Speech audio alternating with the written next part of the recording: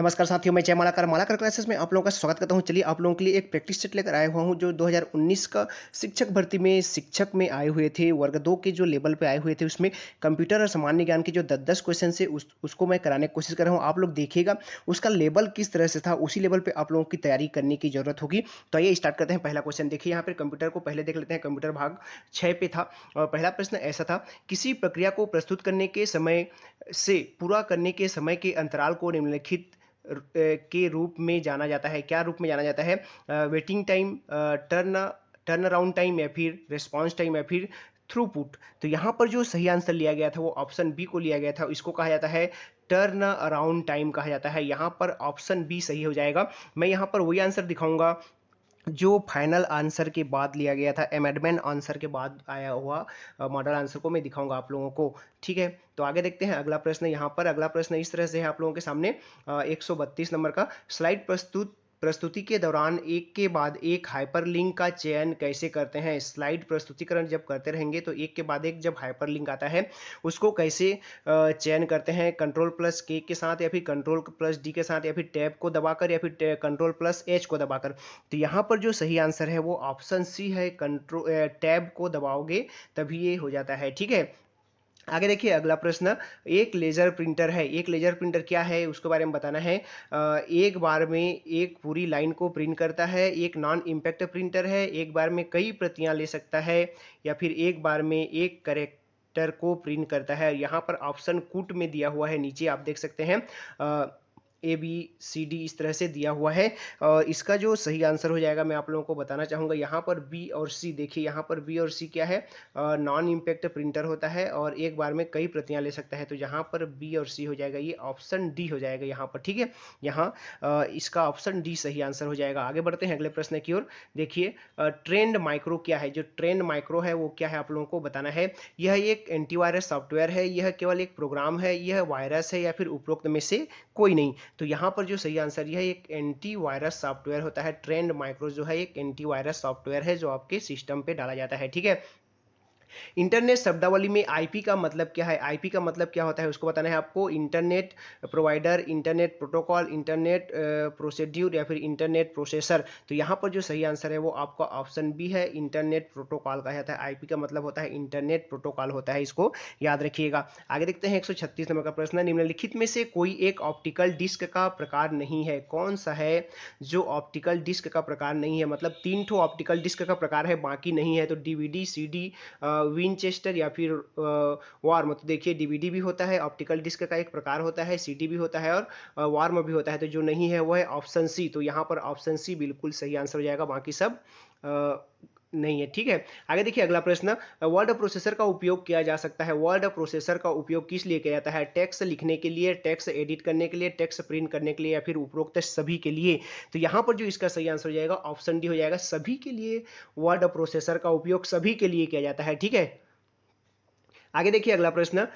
उनके परिचय के वर्ष में निम्नलिखित ऑपरेटिंग सिस्टम के लिए सही व्यवस्था चुने, है ना। देखिए इनका बोला गया है उनके परिचय के वर्ष के आधार पर, है ना, इसको जमाना है यहाँ पर, है ना, क्रम से जमाना है। M S DOS, M S free, B S D, Mac O S, या फिर ओपन बी एस डी, इसको जमाना है, क्रम से बोला है। ठीक है, तो यहाँ पर जो क्रम हो जाएगा इसका, एम एस डॉस सबसे पहले था, उसके बाद था एम एस मैक वाला था। तो ए सी जहाँ पर हो जाएगा, ए सी वाला, तो ये देखिए बी ए सी, यहाँ पर ऑप्शन बी हो जाएगा। 138 का और 100 इसमें बी को भी लिया ही गया था, तो इसका ऑप्शन बी बिल्कुल सही आंसर हो जाएगा। क्रम से जमाएंगे तो पहले एम एस डॉस, फिर मैक ओ एस, फिर आपका फ्री बी डी एस, फिर ओपन बी डी एस आया। ठीक है, ये क्रम है उसका।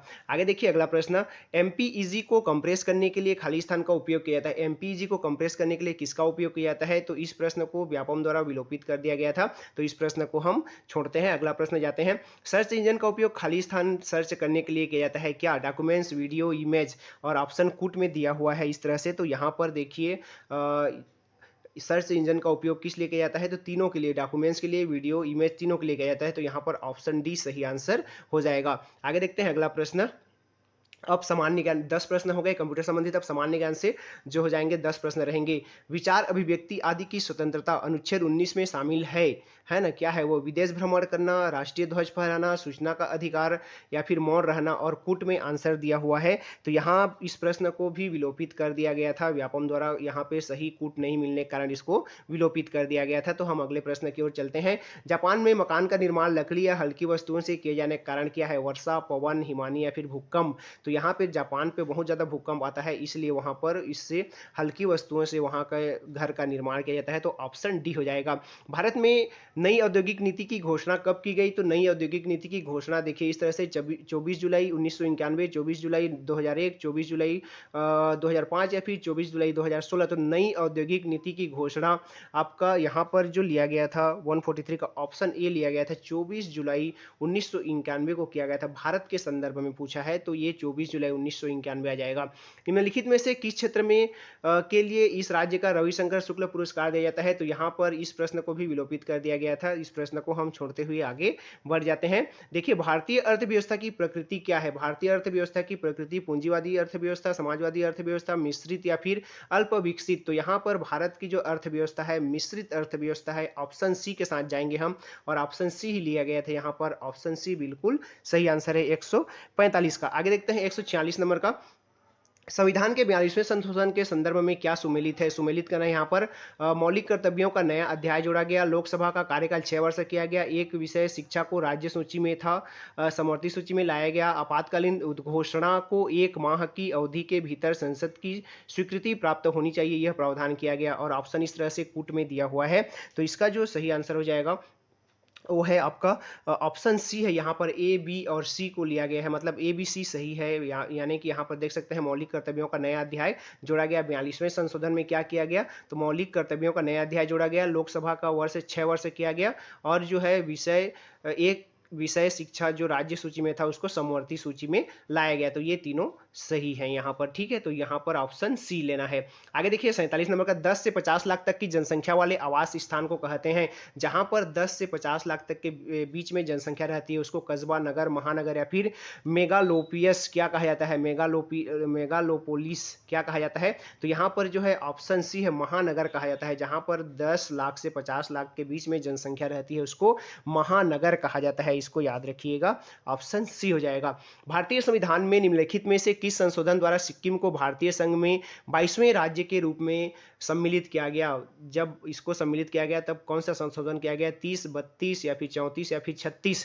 कौन सा संशोधन किया गया, कौन से नंबर का था उसको बताना है। तो यहाँ पर जो सही आंसर है वो है आपका ऑप्शन डी है, 36वां संशोधन द्वारा। मोस्ट इंपॉर्टेंट क्वेश्चन, कई बार रिपीटेड है, याद रख लीजिएगा। इस बार भी रिपीट कर दे तो कोई संदेह नहीं होगा। 42वें राज्य के रूप में जोड़ा गया सिक्किम को, तो ये 36वां संविधान संशोधन था। आगे देखिए भारतीय संविधान में परिसंघ की परिकल्पना ब्रिटिश शासन के निम्नलिखित किस अधिनियम से परिकल्पित की गई? भारत शासन अधिनियम 1909, भारत शासन अधिनियम 1919, भारत शासन अधिनियम 1935 या फिर भारत का स्वतंत्रता अधिनियम 1947? तो यहाँ पर जो सही आंसर है वो है आपका ऑप्शन सी है, भारत शासन अधिनियम 1935। यहाँ पर भारत शासन अधिनियम 1935 ऑप्शन सी बिल्कुल सही है। इसी के साथ किया गया। अगला लास्ट प्रश्न देखिए कैसा था। निम्नलिखित में से किस भोसला शासक की मृत्यु के पश्चात इस राज्य को ब्रिटिश साम्राज्य में सम्मिलित कर दिया गया? रघुजी प्रथम, द्वितीय, तृतीय या फिर अप्पा साहेब? तो यहाँ पर जो सही आंसर है वो है आपका ऑप्शन सी है, रघुजी तृतीय के मृत्यु के पश्चात जो है भोसला साम्राज्य को ब्रिटिश साम्राज्य में शामिल कर दिया गया। तो ये थे 20 इंपॉर्टेंट क्वेश्चन जो 2019 में शिक्षक भर्ती में आए हुए थे। एक बार इसको देख लीजिएगा, इसी के लेवल पे आप अपना तैयारी कर लीजिएगा। क्या पता यहाँ से भी एक आध क्वेश्चन रिपीट होने की संभावना हो सकती है। तो अगर वीडियो अच्छा लगा तो वीडियो को लाइक कीजिएगा, चैनल पे नए हैं तो चैनल को सब्सक्राइब कर लीजिएगा। नमस्कार, जय हिंद।